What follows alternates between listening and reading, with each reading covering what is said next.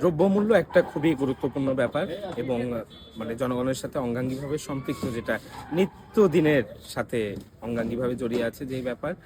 একটা সংবাদ বেরিয়েছে, সেটা ভার্চুয়াল মিডিয়াতেও, সামাজিক যোগাযোগ মাধ্যমেও, সঙ্গে নিউজ মিডিয়া কভার করেছে, ইলেকট্রনিক মিডিয়া এবং প্রিন্ট মিডিয়া। সেটা হচ্ছে সয়াবিন তেল কিনতে গেলে অন্য পণ্য ছাড়া, একসঙ্গে কিনতে হচ্ছে, অন্য পণ্য ছাড়া সয়াবিন তেল বিক্রি করা হচ্ছে না।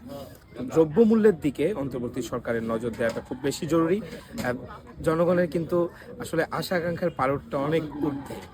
চ্যালেঞ্জ যেরকম আছে, অনেক রকম বাধা বিপত্তিও আছে, কিন্তু অন্তর্বর্তী সরকারকে খুব প্রায়োরিটি বেসিসে এটাকে সর্বোচ্চ অগ্রাধিকার দিয়ে এখন আমার মনে হয় কাজ করা উচিত। টাস্ক ফোর্স গঠনের কথা আমরা শুনেছি, কিন্তু সে অর্থে সুফলটা মিলছে না। মানুষগুলোতে গলদ, নাকি আইনে গলদ, নাকি নীতিতে গলদ, কোন জায়গাটায় আসলে সমস্যা, সেই সমস্যা চিহ্নিত করে খুবই খুবই তাড়াতাড়ি আমার মনে হয় যে পদক্ষেপ নেওয়াটা জরুরি।